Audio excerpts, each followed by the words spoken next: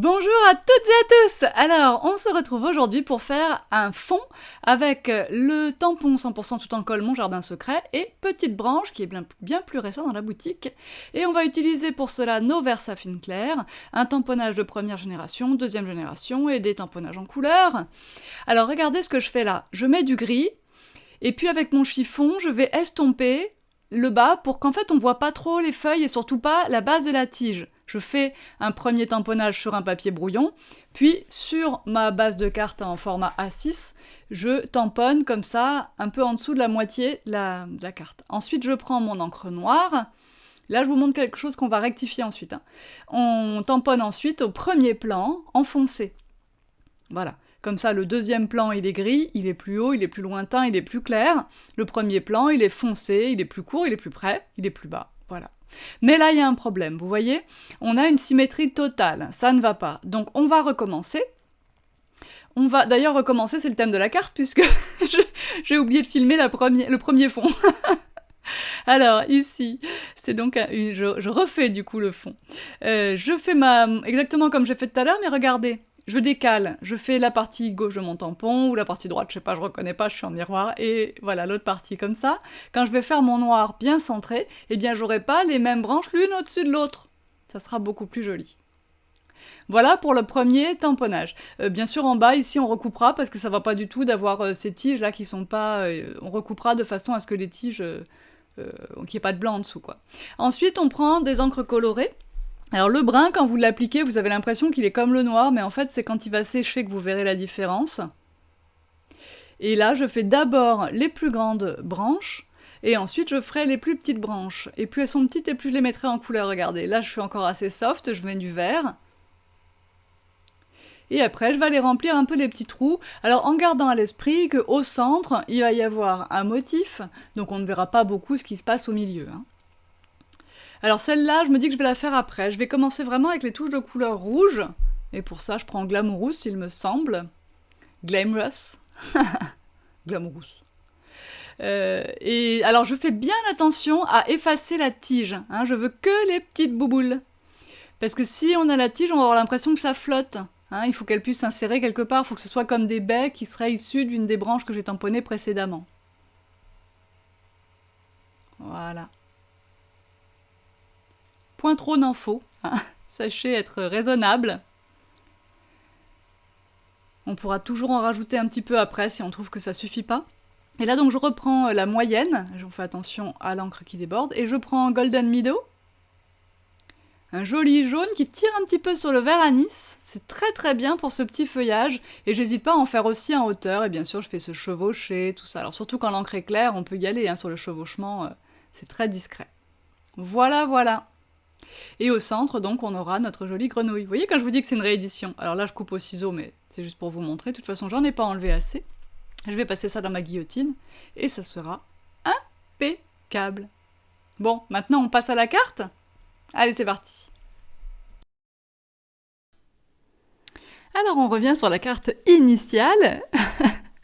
Je décide donc d'utiliser mon fond pour une carte avec la jolie grenouille. On fait attention que le tampon, bien sûr, adhère bien à votre bloc acrylique. Je vous rappelle que s'il n'adhère pas, ça n'est pas grave du tout. Il suffit de mettre un petit peu d'eau, un petit coup de d'essuyer proprement.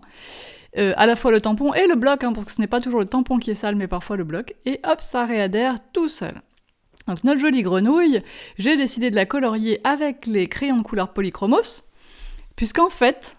Souvent, quand même, on me demande c'est quoi ma technique préférée. Et en fait, quand j'ai pas le temps ou que je sais pas trop, et ben c'est toujours vers celle-là que je retourne. C'est pour moi la plus rapide à mettre en œuvre. Je sais que Dada n'a pas le même avis que moi sur ce sujet, par exemple, donc c'est vraiment très personnel. Pour ma part, ça restera quand même à mon avis, si je devais en avoir qu'une, celle-là.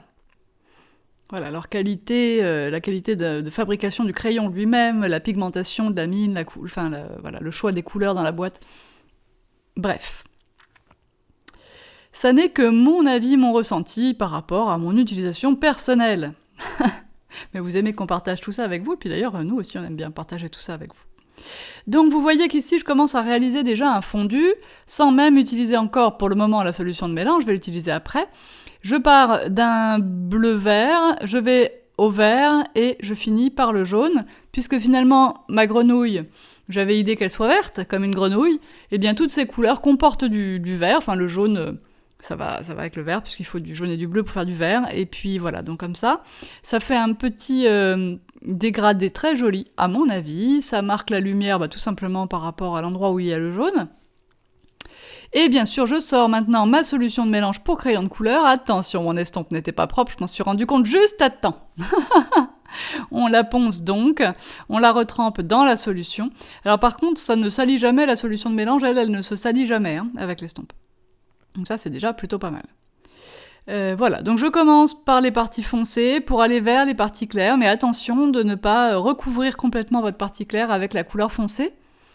Donc là, j'ai lavé parce que maintenant, je veux aller dans le jaune. Hop, et revenir vers le centre, voilà. Alors ce n'est pas parce qu'on a passé sa solution de mélange qu'on n'a plus le droit de passer du crayon, c'est d'ailleurs ce que je vais refaire là. Je vais remettre un petit peu de bleu dans mes ombres pour souligner mes contrastes. Et je repasserai donc un petit peu de solution de mélange avec mon estompe juste après. J'ai oublié de lui faire sa petite langue à cette grenouille.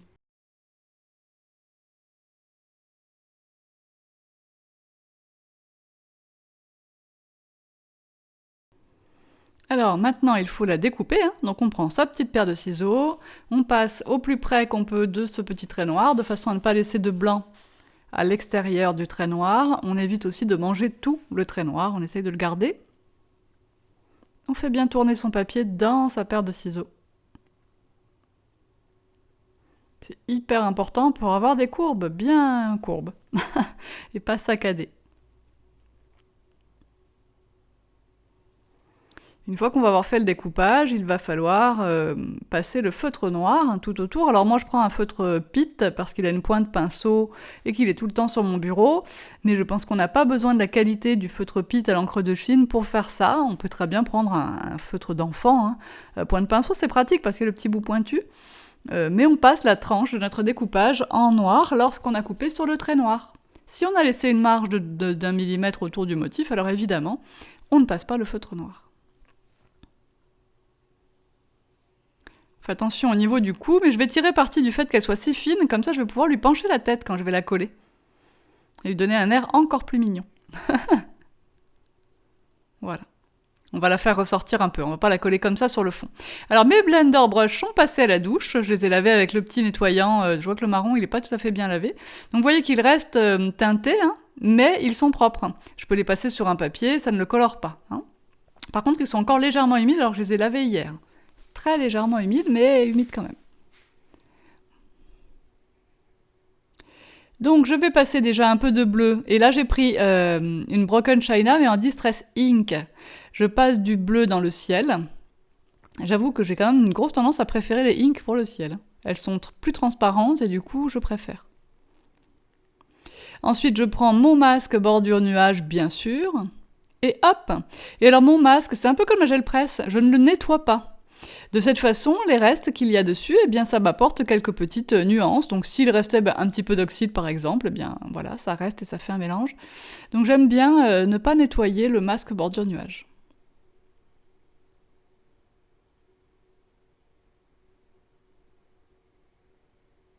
Là je trouve que c'est pas assez marqué, hop je repasse, et voilà. Et j'en refais un peu plus bas dans les feuilles aussi.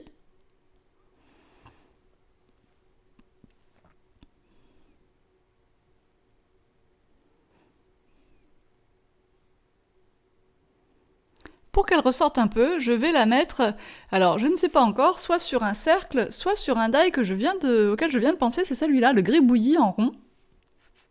Et en fait, je vais pas chercher plus loin, ça sera lui. Et puis là, je vais utiliser la fausse couture Lone Fawn, vous voyez, avec le petit cœur, c'est un lot de 4 ou 5 die même, bordure comme ça, et ça ne coupe pas du tout, ça fait juste une petite fausse couture en pointillé, c'est très joli, vous allez voir ça sur la carte. Donc là, je tiens ma découpe. Je l'ai faite dans un papier noir assez fort, et un Maya sûrement en noir, et je mets de la colle, mais vous voyez pas partout, je m'en fiche parce que j'ai pas envie qu'ils soient tous collés. Hop, ça fait comme un petit nid en fait. J'ose pas dire un nénuphar, mais bon. Et donc je pourrais la coller dessus et comme ça elle sera pas noyée dans le fond, elle sera légèrement décollée du fond grâce à la fois à cette découpe et aussi au carré de mousse 3D que je vais mettre derrière elle. Carré de mousse 3D noir évidemment, ça sera beaucoup mieux pour cette carte. Beaucoup plus esthétique quand on regardera de côté. Donc bien sûr je n'ai pas oublié le feutre.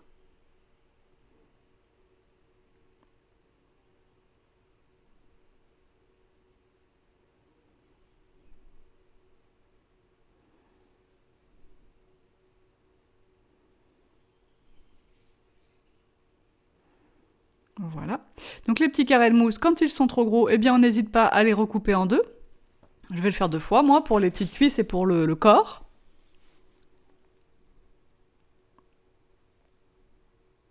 Après, évidemment, ça devient difficile à attraper. Là, on peut prendre des pinces. On va bien appuyer dessus aussi avant d'enlever les protections blanches. Là, on appuie bien dessus pour qu'ils restent bien collés au motif. Puis, on enlève les protections blanches. Alors là, on cède. Le mieux, c'est au moins le bout d'un scalpel. Cette pince-là, elle ne marche plus parce qu'elle sert à l'embossage. Alors, elle est recouverte de poudre à embosser fondue. Voilà, je viens à bout de toutes les petites protections de mes carrés de mousse. Donc c'est là que je me rends compte qu'il en manque un morceau sous son corps. Hop, je coupe celui du bord de la feuille, c'est encore plus simple. Et voilà. Vous avez vu la petite fausse couture avec le cœur, là, vous la voyez, hein, c'est passé dans la machine, hein, je l'ai fait en même temps que la découpe noire, je crois. Ça fait un petit pointillé avec un cœur dessiné, c'est trop joli. J'adore ce petit ensemble de die qui, je le rappelle, ne fait pas de découpe, hein, simplement du pointillé. Je replace tout ça, hop. Vous voyez, je lui ai penché la tête en la collant, elle est encore plus mimi comme ça. Je prends la phrase « Je t'envoie une averse de bisous ». Et je vais maintenant utiliser mon positionneur de tampon, je vais le recouper aussi. Bien droit sous la phrase, c'est encore plus simple pour le positionner après. Voilà. Je vais utiliser mon positionneur de tampon 100% tout en colle. Donc, pour ça, on met le tampon sur un bloc acrylique. On met de l'encre, mais léger, c'est pas la peine d'en mettre beaucoup. On place l'angle en bois du positionneur sur l'angle rose. On place maintenant le rectangle rose sur la carte. Je vois que je veux l'incliner un petit peu, le courber, pour qu'il essaie de suivre la forme de la découpe. Je vais donc retamponner une fois sur mon positionneur pour pouvoir représenter une deuxième fois et m'assurer que tout est bon. Donc mon angle sur le carré rose, hop, on tamponne comme ça. Vous voyez pas beaucoup à l'écran, mais moi j'en vois suffisamment. Je sais que ça respecte bien la courbe de ma découpe. Je place donc mon angle bien posé sur le coin rose de la feuille du positionneur. Vous voyez, hop, je place. Je cale mon angle en bois. Je tiens. Et le fait de faire tout ça sur la plaque de mousse, ça vous aide en même temps à ce que le positionneur n'ait pas envie de trop remuer. Et voilà, j'ai ma phrase qui suit la courbe parfaitement de ma petite découpe. Ça, c'est super bien. Alors je vous remets le détail un peu, les produits, les couleurs, des petites anecdotes aussi dans l'article qui correspond à ce tuto sur le blog toutentuto.com. Bien sûr, vous pouvez partager avec nous vos créations 100% tout en colle ou presque dans le club sur Facebook, le club tout en colle. Vous avez aussi le hashtag tout en colle sur Instagram. Et moi, je vous dis à bientôt, vendredi en live, mercredi prochain pour un nouveau tuto. Bye bye!